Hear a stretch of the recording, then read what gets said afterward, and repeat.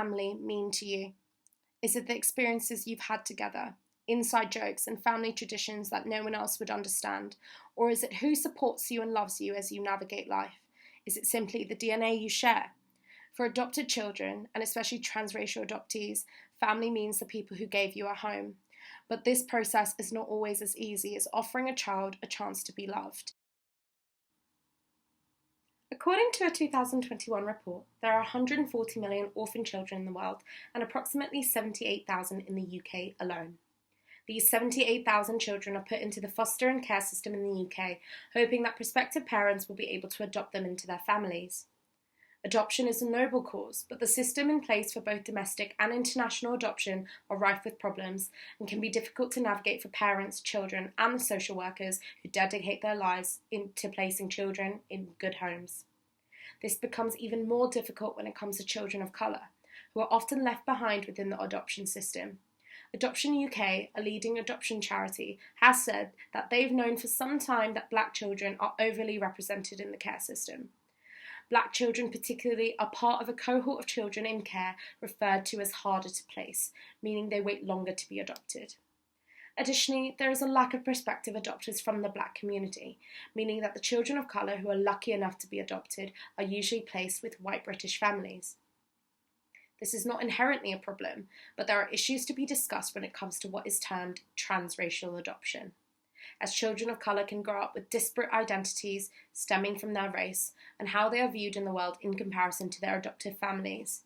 Being a person of colour growing up in a white family and a white community can be hard. Parents of these children may face issues like how to care for their black child's hair in the proper manner, or helping their children deal with instances of racism despite never having had to experience it for themselves.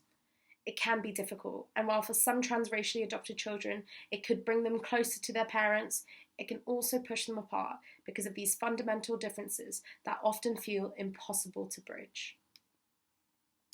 I was born in Madagascar, and it's quite unusual, but I was adopted when I was about 10. So my mother was not very well, and she left me with missionary, the Catholic missionary, French missionary at the time. But then she passed away in hospital.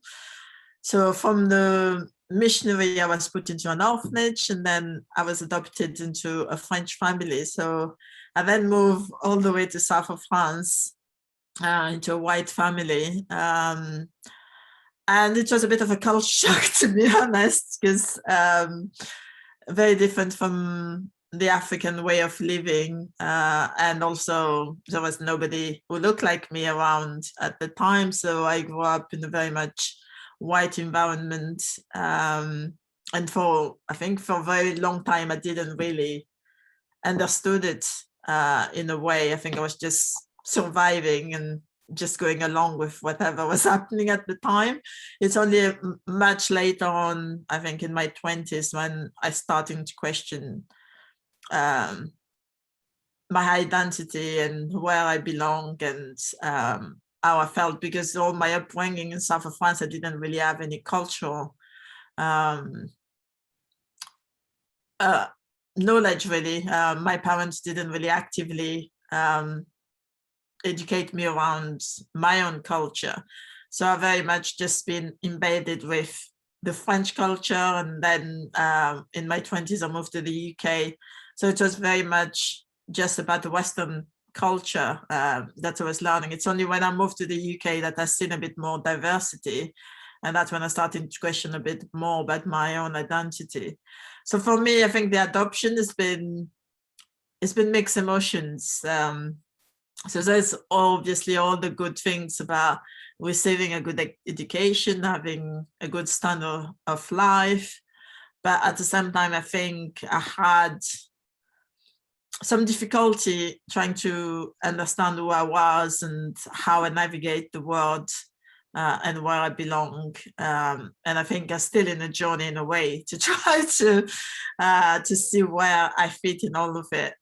Because I also went back to Madagascar about 10 years ago, but I also felt like an outsider then. So it's that not knowing, am I do I belong in the West? Do I belong in Africa? But in both sides, I still feel like I'm an outsider in both worlds. So it's a very, and it can be quite a lonely journey. So I think for me, being adopted has been quite a mixed emotion. Yeah. Christelle is not alone in her experiences. Many transracial adoptees feel like outsiders within their adoptive families and in the places they grew up, despite identifying more so as French or British or any other heritage compared to their heritage at birth. Did your parents approach conversations with you about race or racism in any way? And if so, how did they do that? No, we never really talk about race at all. And I think that's probably was quite an issue for me, because when I live in that kind of closed white environment, because I also lived in a very small village, so I didn't feel the racism at all. So I was almost like overprotected in that environment. But once I moved out of that and moved to a bigger city, moved to the UK, then I wasn't protected anymore. So I get all those things I didn't know about that was being thrown at me, and I had to learn for myself then. But yeah, no, that's definitely not a discussion we had. Do you think that put you at a distinct disadvantage compared to if you had grown up with at least one Black parent who could have told you about the dangers of the world and about racism and how that might affect you in the future, rather than your white parents who would have no understanding of it because they would not have experienced it themselves? Yeah, that's a difficult question, because and I don't like generalizing, because sometimes you could be raised by a Black person and still don't have much clue about race. But I feel like I wasn't prepared, definitely, to face the bigger world in a way. Yeah, my life when I was in south of France and my life now is very different, and it's again another shock when you come out of that world, because you're not prepared that actually in another part of the world you're gonna be confronted with racism. So in that sense, yeah, because I wasn't prepared at all, it did put me at disadvantage.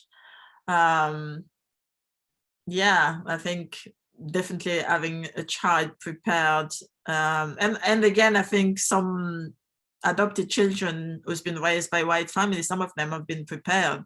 So I think it's different family have a different way of approaching it. And yes, there's some white family who are not afraid to approach and teach their children that the world is not the way we see it outside. In their family they can be safe, but outside so we'll find something else. So I think it's really different from case by case basis. Rosie Shade was adopted from China in 1995 by two white parents living in Essex. She has led a wonderful life as an adoptee, but has faced racism in the past, despite identifying as British and having lived here for most of her life. Rosie explains that she and her parents never spoke much about racism, but that they were well-intentioned in supporting her and her sister, who is also a transracial adoptee, throughout their lives. I mean, obviously, I've experienced racism kind of throughout my life. Not, I don't know, comments or children pulling their eyes and stuff when I was in primary school. I really vividly remember that.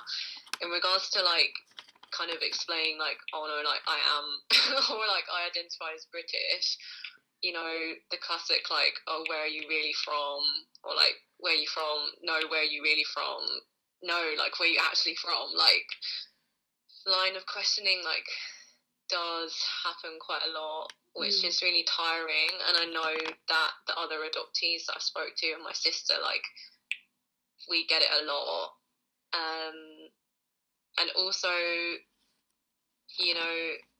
asking someone where they're from, isn't an objectively offensive or racialized thing to ask someone. But I think that the difference is if someone says to me where are you from, and I say I'm from Essex, which is obviously, yeah, as you said, like I've lived there like the majority of my life. Like my parents are from Essex, all of my friends are from Essex, like that is where I'm from. And then they like don't accept that answer, and they're like, no, where are you actually from? Like that's just rejecting, I guess, like my life, my history, like my culture, my like existence. Yeah, but I don't know. I mean, obviously, as you mentioned, like with the rise of anti-Asian racism at the moment, which is really terrifying. I've kind of spoken to them a bit more about it, but I think they're like really supportive,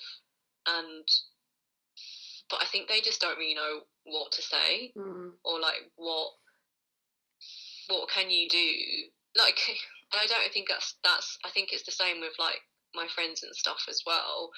They're like completely well intentioned, and you know they would call out stuff if they saw it happening, and things like that. But what can you say to someone to comfort them about racism? Like, I wouldn't know what to say to someone else either.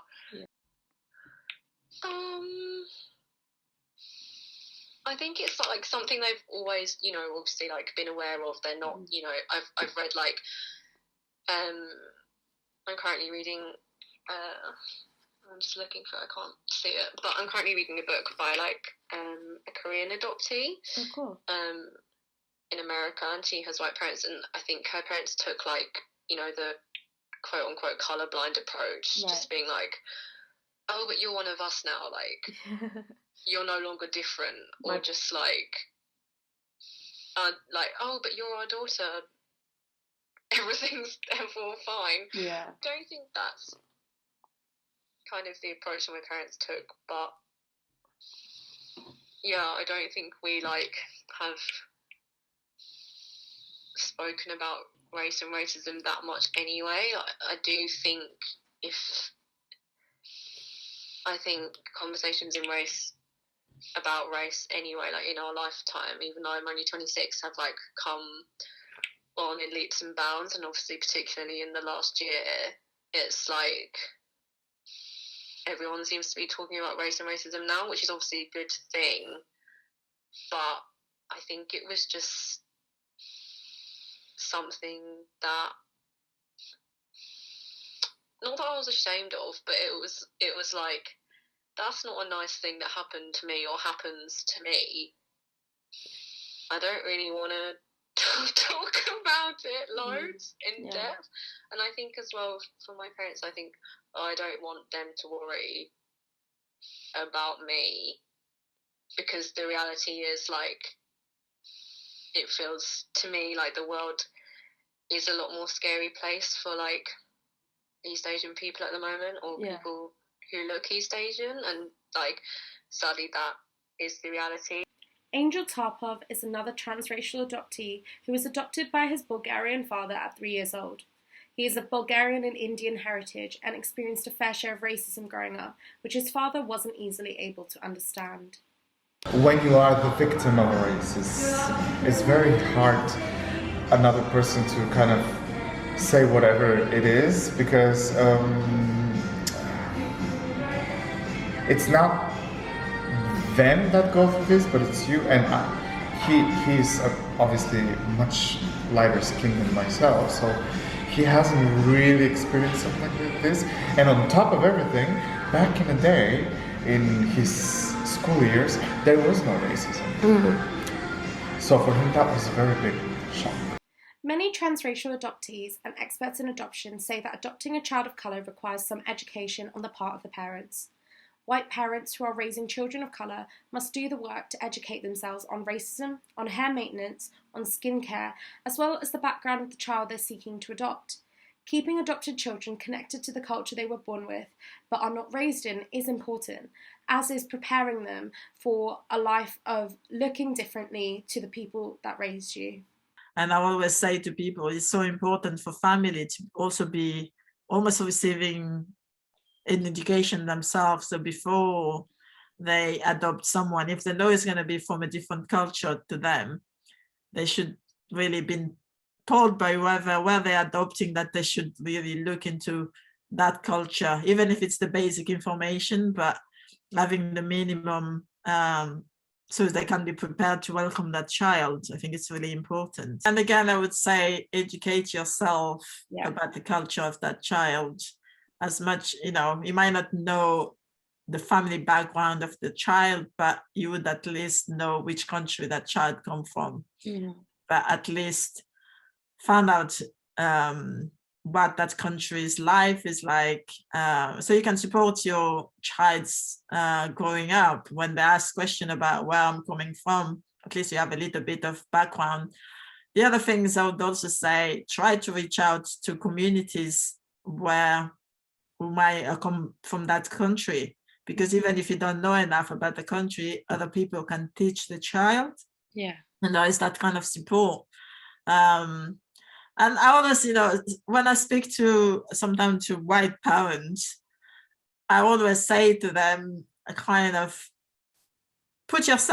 move into an area where you are a minority. So if you are adopting a child, why don't you move your house and have a house in a community where that child's, other people from that child country lives. And put yourself in that shoes of the child. So instead of the child having to be uncomfortable and live in a white environment, you as a parent put yourself in that uncomfortable situation. And see if you are willing to adopt a child, I think you should be willing to also put yourself in an uncomfortable space. Perhaps it's a generational thing. As conversations generally about racism, discrimination, and how to better prepare future generations for the world are happening more and more in recent years, there is hope that people who are currently seeking to adopt now and in the future will be better equipped to raise transracial adoptees. The generation from your parents and my father, they were not as informed back then as we are now. We are very informed now. We are like overloaded with information.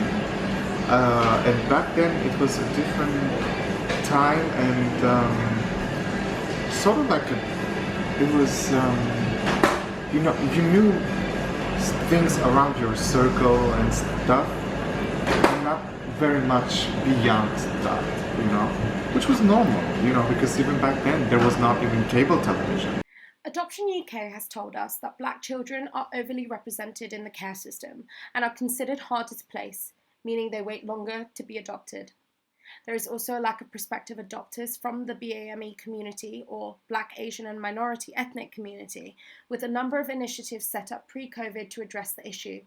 They said there are specific barriers which can stop people considering adoption, including misconceptions about the type of person who can adopt, fear of the process being overly intrusive, or a mistrust of authority. The adoption process can be very difficult, with a long waiting period, extensive fees, and the possibility that adoption may fall through, which can be traumatic for the prospective parents who want a child. Adoption UK is calling for improvements to the adoption assessment process to ensure that it is geared to meet BAME adopters' needs. The key to encouraging adopters to come forward is a guarantee that they will be well supported. This is why Adoption UK is calling for every family to have a support plan in place before a child comes to live with them. Adoption UK also said that Black children make up 5% of English under 18 population, but 8% of the 78,000 looked after children. According to the Department for Education, 3.7%, or 60, of the 3,570 looked after children who were adopted in England during 2017 were Black or Black British. The average white British child waits 919 days for adoption, but boys of Black African descent face the longest wait, 1,302 days. The number of children waiting to be adopted, 4,140, currently outnumbers the number of parents approved to adopt by more than 2 to 1, according to the Adoption and Special Guardianship Leadership Board in 2019. and less than 5% of almost 5,000 adoptive parents surveyed by Adoption in the UK came from the Black, Asian and minority ethnic community, and of this number, only a quarter identify as Black. I myself am transracially adopted. My father was white, and I can recount many instances where it was clear that his experiences did not mirror mine, or times when he would forget that I didn't look like him, and therefore move through the world differently.